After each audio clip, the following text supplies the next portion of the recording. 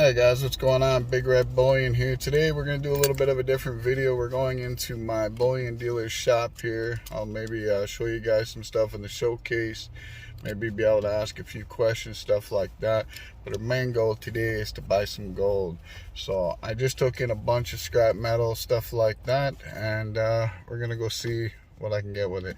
So stay tuned, guys. Alright guys, so here we are. Just kind of show you a little bit what's in the case.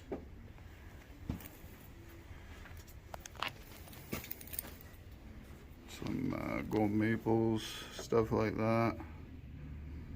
So I'm sitting here with one of my dealers here, and gonna ask a couple questions if you don't mind.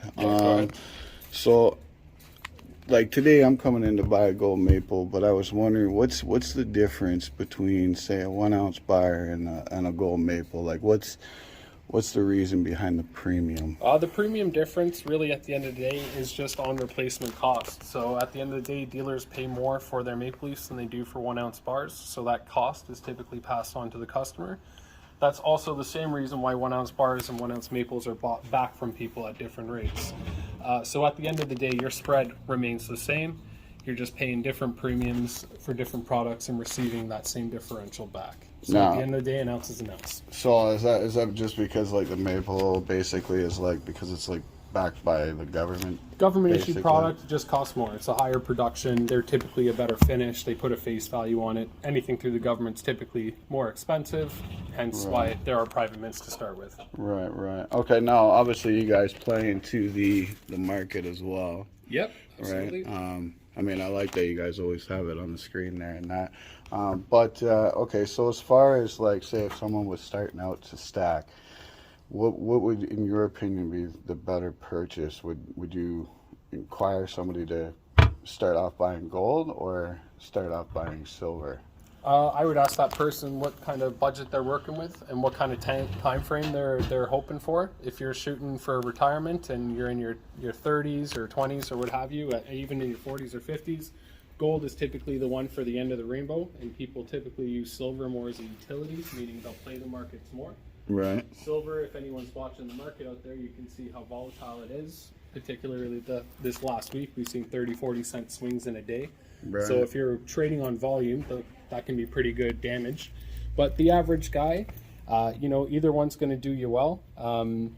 It just depends on budget and timeline. If you're working with, less than a couple $100 a month, I would tell you to go towards silver. You can play the markets more. You're going to see your stock accumulate faster just because of the different cost per ounce. Right. If you're thinking longer term and you've got a bigger budget, then we're going to push you towards gold, just a traditional store of wealth. And again, hedges against inflation, typically a little more stable than silver, so it's just a little less volatile in that sense and a little bit easier on the investor if they're watching the markets on a daily basis. So gold is more to basically preserve your wealth, while silver is more for utility. I guess the trade aspect. You got it. That's how I perceive it. Again, just because it's volatile, if you look at historical charts, you can see where silver has literally doubled in price and gone back in half within a decade. You don't see that same type of movement on gold. Right. So if your timing is right and you catch those swings in the right spot, again, you can do some pretty good monetary gain. Not to mention, because silver is so volatile, if you're holding both gold and silver, you can start doing ratio trades, which can also help you put ounces on either side. Right. Now, as far as fractional goes, would you say, like, obviously between the grams and the 5 grams and the 1/10 and whatnot, what would you say would be the best to purchase when it comes to obviously your ratio? Yeah. So if you're an investor that's thinking purely dollars and cents, the smaller you go, the more money it's going to cost you. Right. More production, more pieces, so on and so forth. So if you're investing just from the standpoint of dollars and cents, you want to spend the least amount of money and get the most amount of gold, I would tell you just to hold your money and don't even buy fractional gold, buy 1 ounce and higher. Right. If you're thinking you want to have small gold, then I would push you towards gold sovereigns, something that is like this, a coin that was made out of gold. Can you see one of them? Yeah, absolutely. So that's a gold sovereign. Something like that is just under a 1/4 ounce of gold. It's 0.2354. But the main point about these coins is they're sold for 5% over gold and they're purchased back at 95%. So you've got a total spread of 10%, which is far better than any fractional gold out there. Right. So these aren't pure though. They are not correct? pure. No, Okay. they're 90%, but the weight is 8 grams multiplied by the purity, which is 0.916. You're going to get 0.234 of an ounce, which is almost a quarter ounce. Okay. So it's almost a clean fractional piece. And they have a less of a premium. Correct, yeah, because they were made as a coin. They're not being reminted into bullion. You're not paying the same type of premium over when a dealer's purchasing them. Because we're buying them at a discounted rate, we sell them at a discounted rate. So now, would that be the same as, say, like buying a U.S., like 1/10 gold eagle or something like that? Right? No, because again, when you're buying government-issued stuff, you're typically paying a higher premium because it's going to be gold that has been processed and turned into it specifically for the purpose of investment. Whereas something like a gold sovereign or a gold franc, they were issued as gold coins in their particular time frame, and they're just being reused and, and recycled. So because it's a later date, right? It wasn't made by, say, like a mint today. You got it. Okay, I see what you're saying. Yeah. So the gold sovereign would have been a $100 bill back in its day. Right. So so that being said, why do the, say, pre-33 golds carry more of a premium?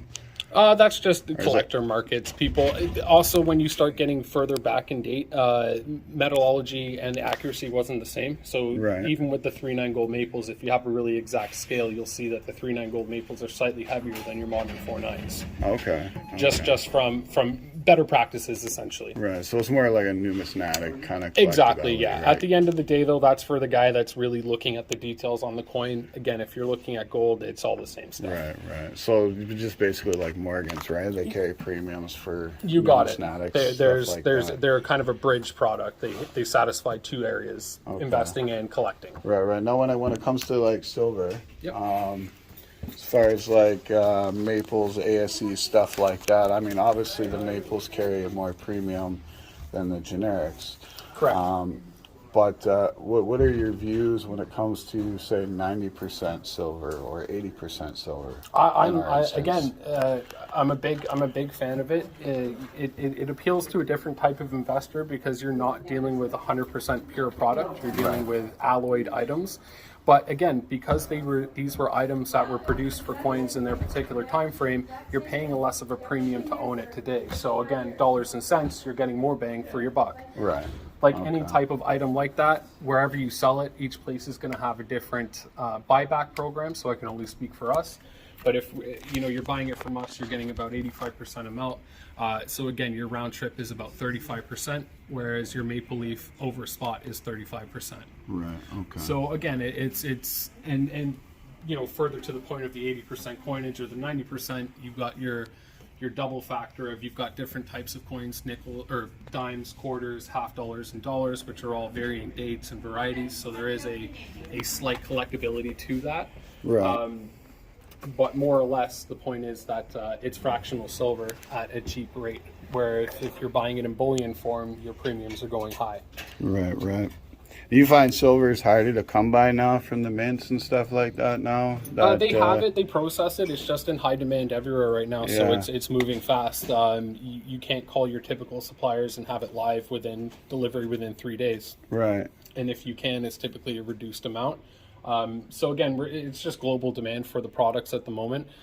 Production is still strong. Everybody's still fulfilling needs. It's just like anything, when it gets busy, it takes longer. Yeah, like I noticed like a lot of people are having trouble when it comes to buying in small amounts, yes. right?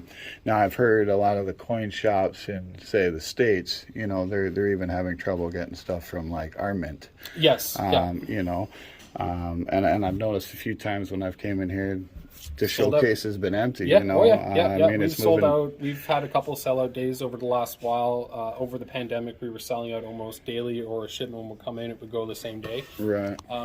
That was a different time, though. I mean, if you look back to what was happening right then, silver was performing the best it had in over a decade. The world was falling apart. People were freaking out. Like when that COVID thing hit, it was just crazy, right? Like everybody was buying out, right? Yeah, man. So it was a perfect storm for metals, and then we did have closures like everyone else, so that slowed down production, which was interpreted as a shortage. which furthered panic, which increased buying, which delayed shipping. Right, So it was right. kind of a snowball effect.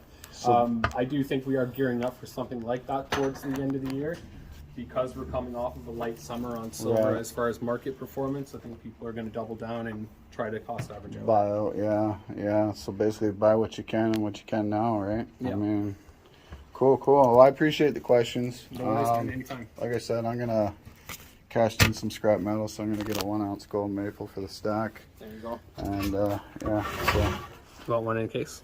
no, it just goes in my stacker box. So There you are. perfect. There we go, guys. 1 ounce gold maple to the stacker box. We'll be back, guys. Alright, guys, so there you have it there. I just want to say thank you to my bullion dealers for doing that little interview with us and answering some really cool questions. And it truly means a lot. I'm sure it means a lot to the viewers. And to the viewers, I hope you guys enjoyed the video. If you guys like them kind of videos and want me to go back to the bullion shop and do some more recording, maybe watch them do some pouring or a melt or something like that, you know, and or if you guys have any questions for them, let me ask them down in the comments of this video. What kind of questions you think I should ask them, and next time we go there, we'll record and I'll ask them questions. But yeah, guys, so as you guys know, I bought a 1 ounce gold 2021 maple, so that will be going into the ultimate stacker box. I just started adding stuff to that box. This is the first year, and my scrap basically goes into there. So hopefully you guys enjoyed the video, and if you did, please like, share, subscribe. Truly mean a lot to me. And yeah, hopefully you guys are enjoying the premiere train this Saturday morning. And until next time, like I always say, keep stacking, keep scrapping, and have a good one, guys.